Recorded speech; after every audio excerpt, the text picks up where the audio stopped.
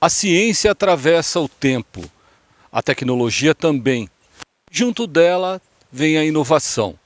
Ciência, tecnologia e inovação. A palavra-chave para um país que pensa em desenvolvimento e o bem-estar social.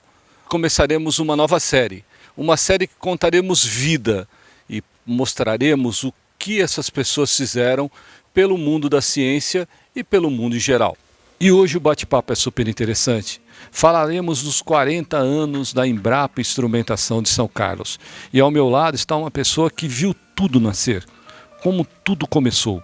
Junto com o professor Dr. Sérgio Mascarenhas, ele fez a história, junto com Silvio Crestana também, e tantos outros nomes da ciência que estão lá na Embrapa, construindo o mundo, construindo o futuro, construindo o agro brasileiro. Ao meu lado, Dr. Paulo Cruvinel. Dr. Paulo, conta pra gente, como que foi o início da Embrapa? Como que tudo começou? Olha, ciência e tecnologia sempre foi um diferencial para o contexto de desenvolvimento de sociedade.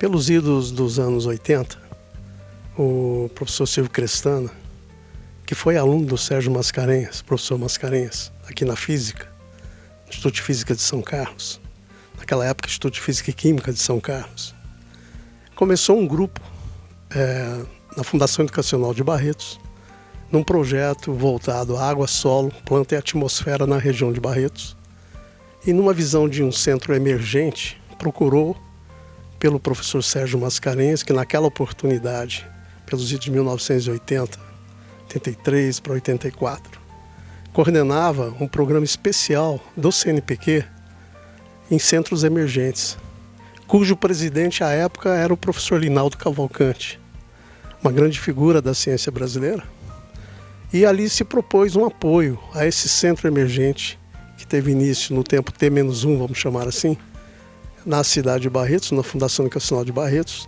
projeto coordenado pelo professor Silvio Crestana, que nós trabalhávamos juntos. Na oportunidade, então, eram 3 gerações. O professor Mascarenhas, que foi professor do Silvio Crestana, e o professor Silvio Crestana, que foi meu professor. À época, eu fui monitor de sua disciplina, sempre me dediquei muito aos trabalhos da academia e do processo daquela época de engenharia. E nós, então, começamos ali uma parceria muito forte. Esse projeto certamente contou à época com outros participantes. E mais à frente, pela qualidade dos trabalhos que vinham sendo desenvolvidos, houve, então, a iniciativa de a Embrapa nos procurar para trazer esse trabalho para dentro da empresa, numa visão, à época, sob a liderança do Dr. Eliseu Alves, até então presidente da Embrapa, um dos criadores da Embrapa que completou 50 anos. Então já haviam passado 10 anos de empresa e havia uma preocupação muito grande de trazer para dentro da Embrapa um pouco mais do chamado hard science e soft science. Os pesquisadores mais voltados às áreas de ciências exatas, como era o caso da física, própria química, as próprias engenharias, ciências da computação, matemática e outras áreas importantes, para trabalhar associados aos importantes agrônomos e veterinários e biólogos, que até então a Embrapa praticamente tinha no seu quadro funcional muito mais essa categoria de profissionais da pesquisa, certamente com todos os demais profissionais da área de apoio administrativo, que também são muito importantes, diga-se de passagem. Então nós viemos para São Carlos, passamos um período junto à Embrapa Pecuária Sudeste, que nos recebeu, e a partir dali fomos pioneiros na construção e organização deste centro de instrumentação, um centro nacional atualmente de instrumentação agropecuária, voltada ao contexto de buscar soluções ao agro brasileiro. E aqui o agro numa dimensão mais ampla, a gente fala do agro silvopastoril, que envolve não somente a agricultura, a pecuária e também a área florestal, e hoje inclusive derivado para as áreas de energia e as áreas de fibras, Então houve um trabalho que teve início naquela oportunidade da década de 80, onde basicamente se estruturou esse centro, e hoje é uma contabilização de uma série de importantes resultados. Tanto é importante que o Brasil é um exemplo nessas áreas através da Embrapa. A Embrapa é sem dúvida uma instituição singular para o desenvolvimento do país. Um país sem Embrapa não seria o que ele é hoje. Com certeza, em tantas linhas de pesquisas e aplicações que surpreendem não só a sociedade brasileira, mas o mundo inteiro. A Embrapa em si, ela é um exemplo, né? Ela é um exemplo não só para o país, mas no exterior ela tem assim, uma imagem muito forte, né, professor? A Embrapa tem um papel, sem dúvida, relevante, que começa nos anos 70, onde havia naquela oportunidade insegurança alimentar no Brasil. O Brasil importava até farinha para fazer pão, para se terem uma ideia. Certamente esse trabalho ela não faz sozinha, há um papel muito importante da parceria com as universidades, também com os institutos estaduais de pesquisa agropecuária. Podemos lembrar o caso de São Paulo, o Instituto Agronômico de Campinas, que é uma referência, né? E a partir daí se estabelece um programa de segurança alimentar para o país, trazendo muito fortemente numa linha do conhecimento, da ciência, né? Para que isso agregue valor ao processo de produção de alimentos. E se consegue realmente resolver uma agenda de segurança alimentar, em que pese, sabemos nós que isso é uma agenda dinâmica. Ela precisa continuamente estar sendo construída, né? Então é importante que os apoios, né, sejam eles de Estado, de governo, ou mesmo do setor produtivo como um todo, do setor privado, entenda a importância de se construir continuamente essa agenda, que é uma agenda dinâmica. Principalmente hoje, frente ao acirramento dos aspectos das mudanças climáticas, com as questões do chamado estresse térmico e estresse que têm sido acirrados a cada momento. Então nós precisamos procurar soluções de adaptação, mais até que mitigação, que também deve estar na agenda do médio e longo prazo, mas a agenda de curto prazo, principalmente, é construir elementos robustos para adaptação às novas realidades de clima, né, que o planeta vive, né?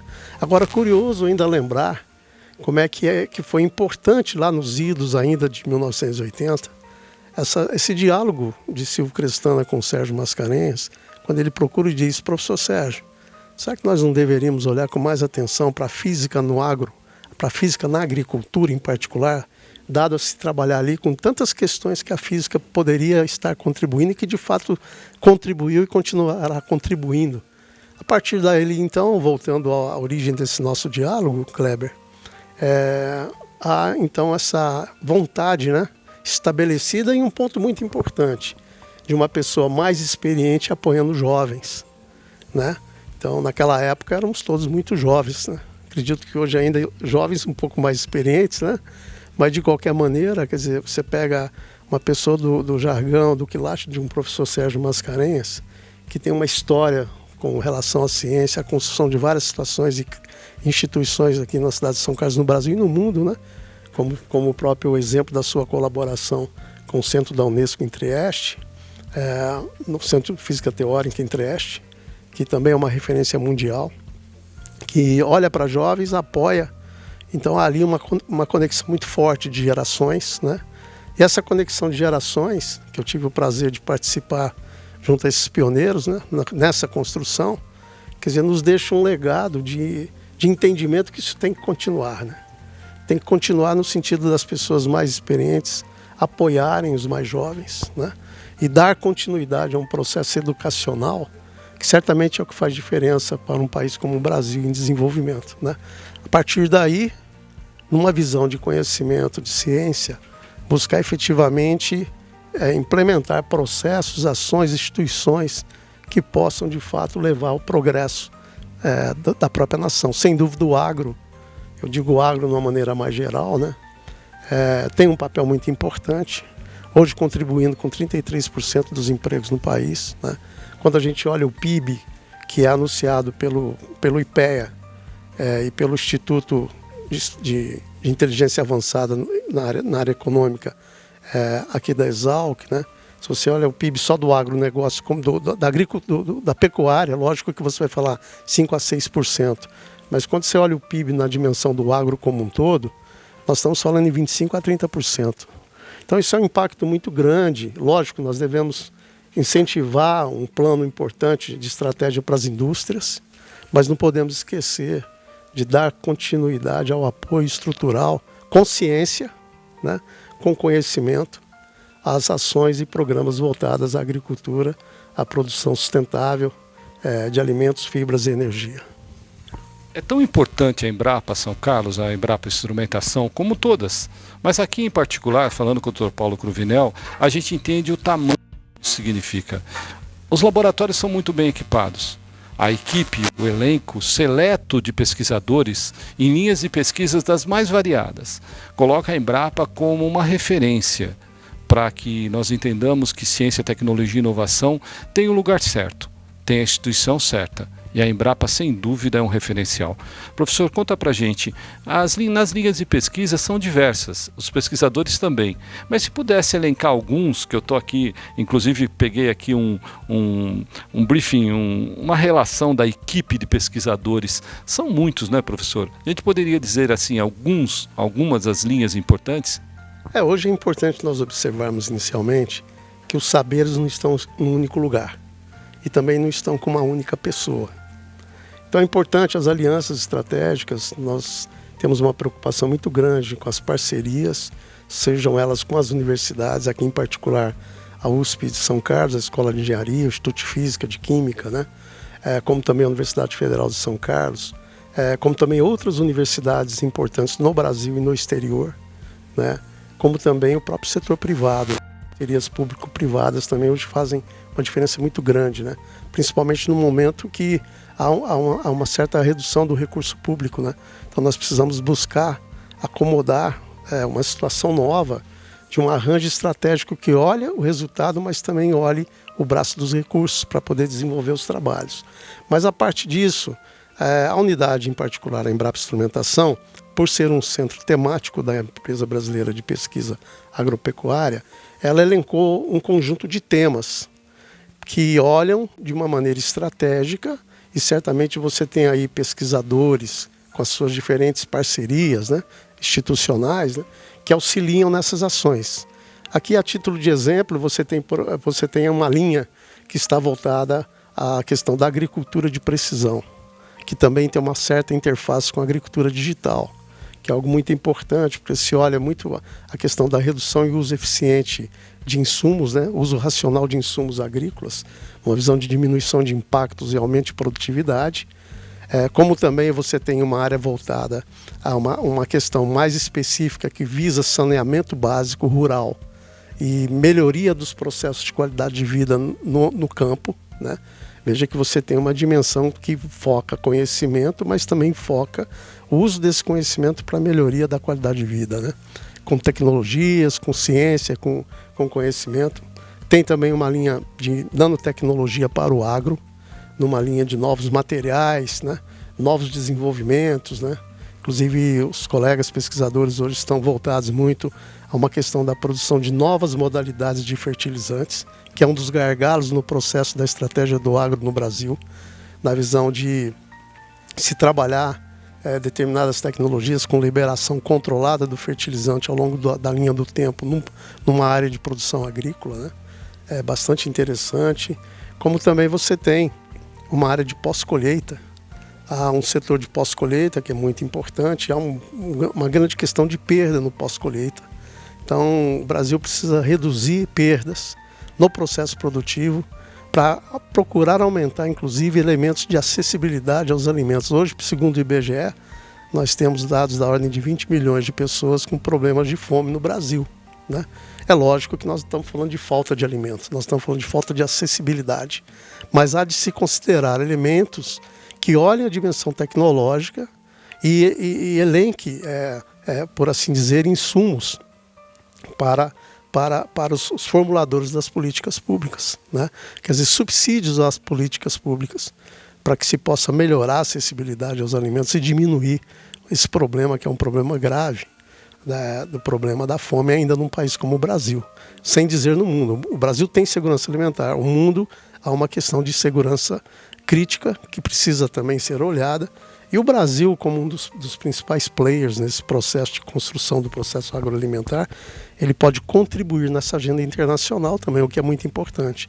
É lógico que há desafios, né? Há desafios sobre a produção sustentável, há desafios sobre a redução do carbono no processo produtivo, né? Quer dizer, há questões críticas que estão relacionadas a um contexto mais amplo, né? Que não está só no rural, também está no urbano. Quer dizer, como é que se conecta isso de uma maneira maior, e sistêmica e sustentável, para que não se perca a qualidade de vida e se garanta também condições para as novas gerações, que é um dos grandes desafios, né? Então, esses são alguns exemplos das linhas que são desenvolvidas ali, né? Certamente há um forte apelo a métodos, técnicas e processos. Exemplo disso, o trabalho feito com tomografia na agricultura, tanto a tomografia de raio-x, né, sejam elas de transmissão direta ou por espalhamento com efeito Compton, ou ainda a tomografia de ressonância magnética nuclear, que é uma outra linha muito importante desenvolvida na linha de métodos para fazer análises, por exemplo, não destrutivas do processo e quantidades de proteínas ou mesmo de óleo em determinadas sementes, né, e plantas, né. São alguns exemplos, né, apenas alguns exemplos. Muito também preocupados com a linha de modelagem para entendimento da fenomenologia dos processos do agro, né, do agro-silvopastorismo, vamos chamar assim para ser mais geral, né. E então veja que há aí uma conjunção muito interessante de diferentes frentes do conhecimento, né. Você precisa conjugar grupos de especialistas, né, para discutirem soluções de interface, né. E tudo isso também associado a um processo preocupante e importante de trazer para dentro da instituição, num apoio às instituições e às universidades que são parceiras nesse processo, né, elementos que possam auxiliar na formação de alunos, tanto de graduação como de pós-graduação em nível de mestrado, doutorado e até pós-doutorandos, né. Então nós temos aí parcerias com as universidades, exemplo aqui do Instituto de Física de São Carlos, uma parceria forte, no sentido de que nós temos alunos desenvolvendo suas teses com projetos e trabalhos voltados ao agro, né? Mas certamente buscando todo aquele aporte de conhecimento, de teorias, de fundamentação, de modelos, de simulação, que vem da formação básica, né? No sentido de que isso ganhe momento numa dimensão mais estruturante, que seja não apenas aspectos empíricos, mas aspectos que estejam fundamentalmente formalizados com base em método científico. Isso é importantíssimo. Com toda essa infraestrutura, com todo esse conhecimento acumulado e essa história, né, que está aí na memória de um pesquisador inquieto, um pesquisador que sempre pensou em trabalhar conceitos de ciência, tecnologia e inovação de uma forma diferenciada, enfrentando problemas sociais, enfrentando aquilo que a agricultura, o meio ambiente, o clima hoje coloca aí como desafio. Dr. Paulo Cruvinel é uma pessoa que não para, pensa, mas é família, é país, é mundo. É uma pessoa que muitas vezes nos surpreende, né? Nos surpreende porque, além de tudo, é um mestre, um bom mestre e orientador. A Embrapa também tem esse papel orientativo, né? Vocês sempre abraçaram aqueles que iniciam, como você estava dizendo, de uma forma muito carismática, para dizer para ele, caminhe por aqui, como o Dr. Sérgio também era assim, né? Sérgio Mascarenhas também tinha esse perfil, né? De vá por lá, eu te apoio. É assim que é o espírito de um homem que trabalha com ciência, tecnologia e inovação, Dr. Paulo? Nós esperamos que sim, né? Na verdade, os bons exemplos, eles nos ajudam a balizar exatamente essas escolhas, né? Então nós temos nas figuras do Silvio Crestana, do professor Sérgio Mascarenhas, né, escolas que foram agregadas e continuamente agregaram novos valores, né, e trouxeram esses elementos de contínuo incentivo, né, para que se seja, digamos assim, não apenas algo estanque, né, que aconteceu e parou, mas algo que vem como uma força transformadora num processo de construção de sociedade. Então esse é o nosso desafio de base, né? E de uma maneira modesta, mas com muita determinação, nós temos também procurado somar esses esforços ao longo desses períodos e agora completando essas 4 décadas, que sem dúvida é um aniversário que comemoramos com muita alegria, com muita satisfação, mas também com muita certeza da responsabilidade para os próximos passos, né? E nós nos perguntamos qual será o próximo salto, né? Quer dizer, quando nós olhamos para o passado, há 40 anos atrás, você dificilmente tinha ali os elementos que você tem hoje no ambiente do agro, né? Houve um salto muito grande, significativo, não influenciando apenas questões no país, mas também fora do país. Há um reconhecimento internacional desse trabalho, né, o que é muito importante. Então, quer dizer, a grande questão hoje é qual é o segundo salto. Então, nós temos refletido muito sobre essas questões, né? Digo no plural porque é uma reflexão coletiva, né? Do conjunto das pessoas, dos pesquisadores, também daqueles que sempre estiveram, de alguma maneira, conectados via essas alianças estratégicas, né? De tal maneira a definir, não apenas esperar o futuro, mas procurar construir o futuro desejado. Uma visão mais de dimensão estratégica, mas que olhe com muita certeza também elementos para que isso possa ser execuível, né? Executado e transferido à sociedade. Esse é o nosso papel. Um papel tão salutar, tão importante, tão dinâmico e tão justo e perfeito que coloca as pessoas num estado de reflexão. Quantas Embrapas o mundo precisaria ter, né, para minimizar e mitigar a fome no mundo? Quantas Embrapas o mundo precisaria ter para diminuir as diferenças sociais e ambientais por esse mundo afora? O que significa ser Embrapa, Paulo Cruvinel? Olha, ser Embrapa é ser parte de um processo de sociedade que vem agregado a compromisso com vida, com qualidade de vida e com mais visão de processo que olha aspectos de resiliência e de sustentabilidade.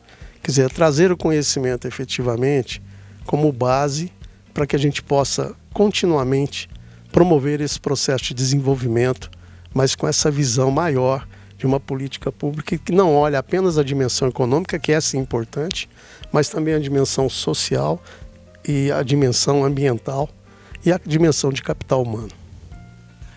E é assim, pensando dessa forma, entrevistando uma pessoa tão salutar e tão importante para o nosso país, que eu me despeço de vocês. Meu nome é Kleber Chicrala e a gente se vê no próximo programa. Até.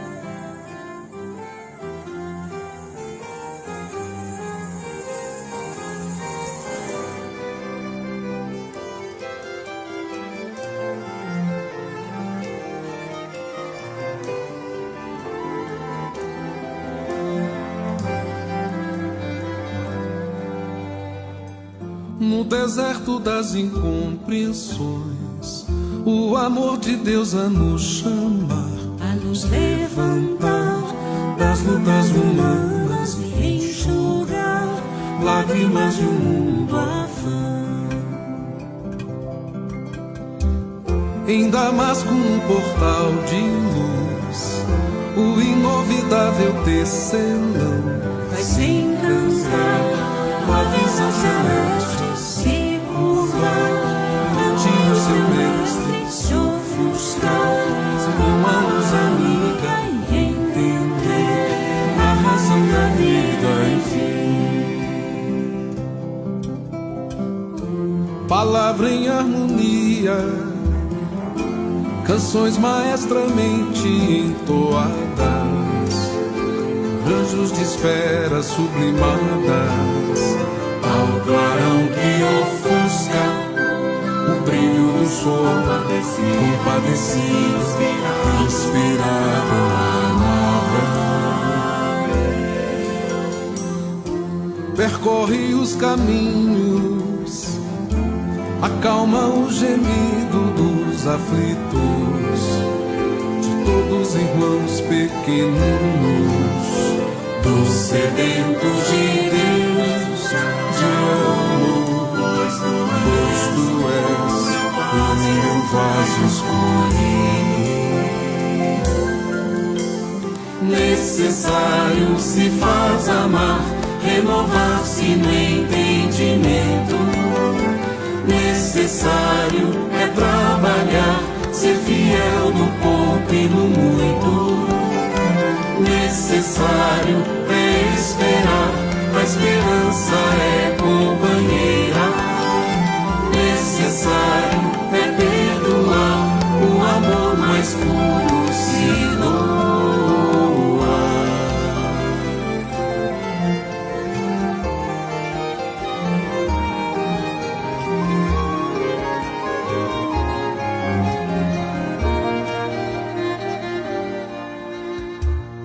Em Damasco,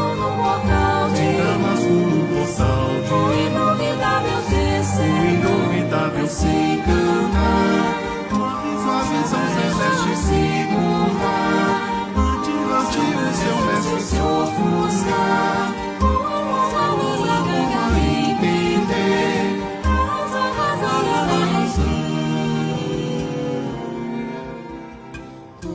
Palavra em harmonia, canções maestramente entoadas, anjos de esferas sublimadas, ao clarão que ofusca o brilho do sol, compadecido, inspirado a amar. Percorre os caminhos, acalma o gemido dos aflitos, de todos irmãos pequeninos, dos sedentos de Deus, de amor, pois tu és o meu vaso escolhido. Necessário se faz amar, renovar-se no entendimento. Necessário é trabalhar, ser fiel no pouco e no muito. Necessário